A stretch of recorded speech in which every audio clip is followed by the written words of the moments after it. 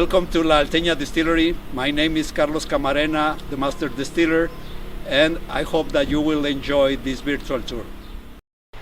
Coming into the distillery, if you turn right, you'll see this area over here where the Ornos are, the brick ovens they use to cook the agave. We'll go around the back side here.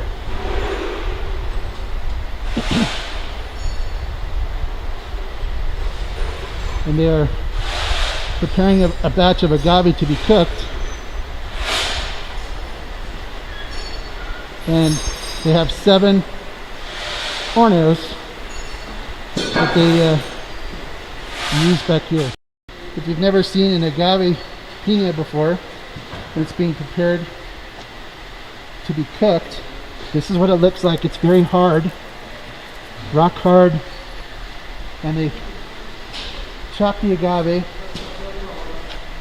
in half, and they take out the bitter part. So they'll take this part out here and cook the agave in the ovens that are behind us.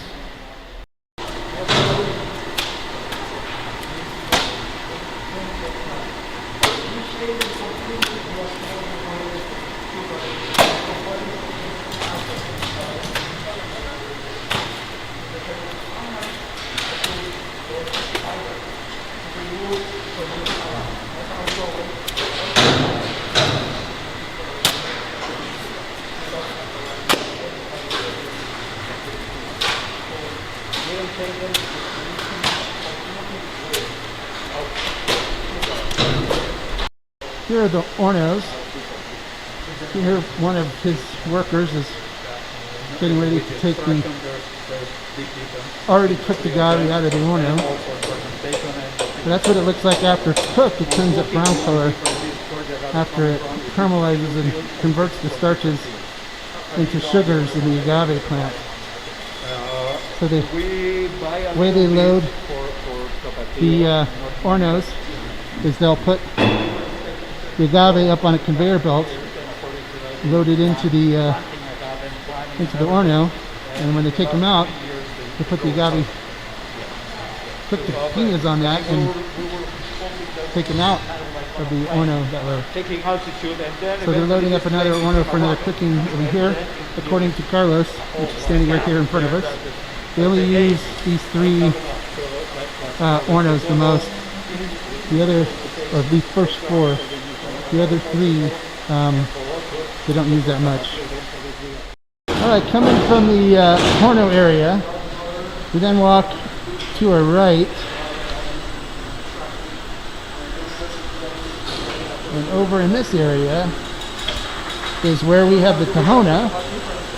The Tohono now is running by electric motor, and that rock was built here at the distillery. They called a huge piece of rock from the river, and they had a guy come and chisel that rock out of stone, and it's been here ever since. And that is their Tohono wheel. This is used for El Tesoro. If you've ever seen a Tohono being worked before, what basically happens is the motor keeps driving the stone around in a circle, but these guys work the fibers into its path, and it keeps running them over, squishing the agave fibers and getting the juice out. You can see he's standing in some water. They put water in there so the sugars get into the water, and they drain from there into the fermentation tank. So you can see him working the fiber from the middle and just following the stone around, and the stone then rolls over what he just pulled down, crushing the sugars out of it. So watch out for the tractor coming around. And it squeezes the sugars out of the fibers and creates what's called mosto, which then goes into the fermentation tank. So then coming from the Tohono, we then come over to this area here, and they have a roller mill, because they also use a roller mill to extract the sugars from the agave fiber. So with the roller mill,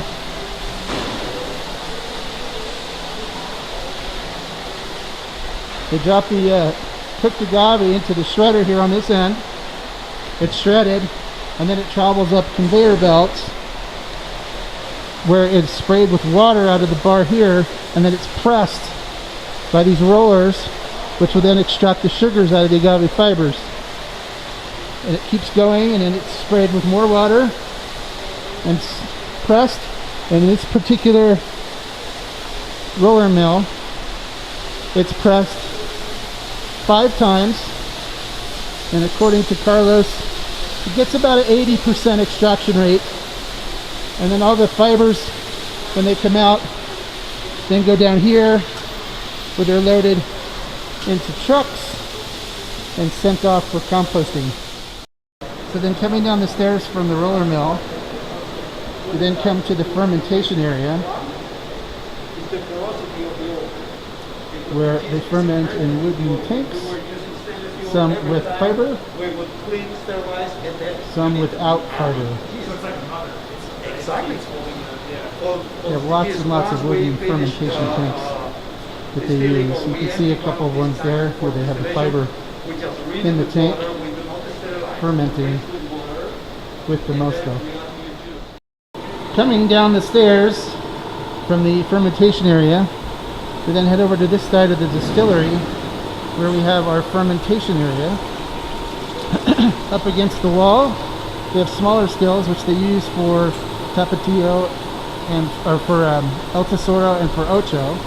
So we have these smaller stills here, and then we come around this side, and they have stainless and copper stills that they use here for Tapatio. They use copper only for El Tesoro and for Ocho. And they use stainless in the first pass and then copper in the second pass for Tapatio. So this is their distillation area. This is where the magic happens for all their brands.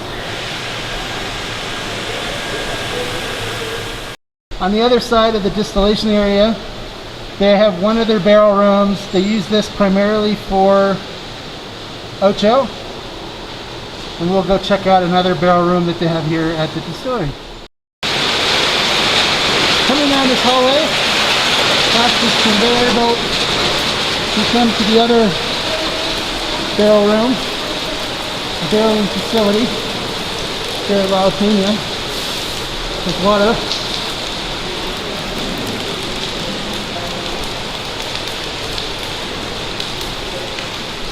So they do their aging for El Tesoro, for Tapatio and other brands down here.